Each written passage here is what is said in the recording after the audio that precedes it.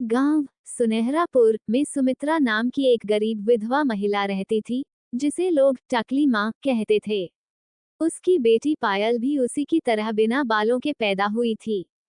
दोनों की इस कमी के कारण गांव वाले उनका मजाक उड़ाते थे, लेकिन किसे पता था कि उनकी हिम्मत, मेहनत और किस्मत एक दिन ऐसा चमत्कार करेगी कि उनकी जिंदगी ही बदल जाएगी।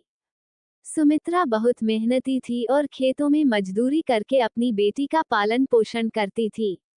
पायल पढ़ने में बहुत होशियार थी, लेकिन स्कूल में बच्चे उसे टकली पायल कहकर चिढ़ाते थे। पायल को इस ताने से बहुत दुख होता, लेकिन उसकी माँ उसे समझाती, बेटा, लोग तो हमेशा कुछ ना कुछ कहते रहेंगे, हमें अपने काम से उन्हें जवाब देना है। हर रोज पायल स्कूल जाती, मन लगाकर पढ़ाई करती और शाम को माँ की मदद करने खेत में जाती। उनकी गरीबी और उनकी शारीरिक कमी के बावजूद वे कभी हार नहीं मानती। एक दिन पायल ने एक स्कूल प्रोजेक्ट प्रतियोगिता में भाग लिया।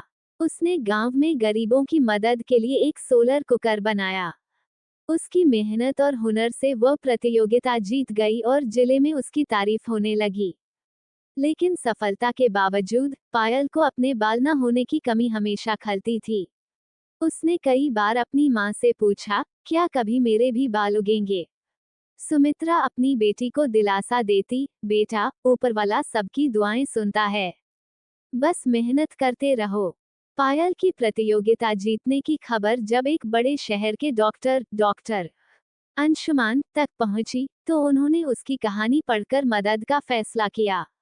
डॉक्टर अंशुमान एक प्रसिद्ध स्किन और हेयर विशेषज्ञ थे। उन्होंने पायल और उसकी मां को अपने अस्पताल बुलाया। जांच करने के बाद डॉक्टर ने बताया कि पायल और सुमित्रा को एक दुर्लभ बीमारी, एलोपेसिया, है, जिससे बाल नहीं उगते। लेकिन अब विज्ञान में इतनी तरक्की हो चुकी थी कि उनके इलाज की उम्मीद थी।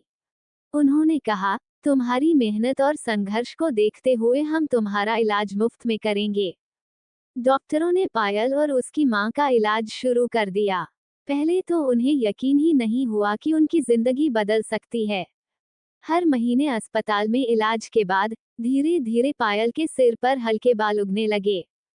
ये देखकर उनकी खुशी का ठिकाना नहीं रहा।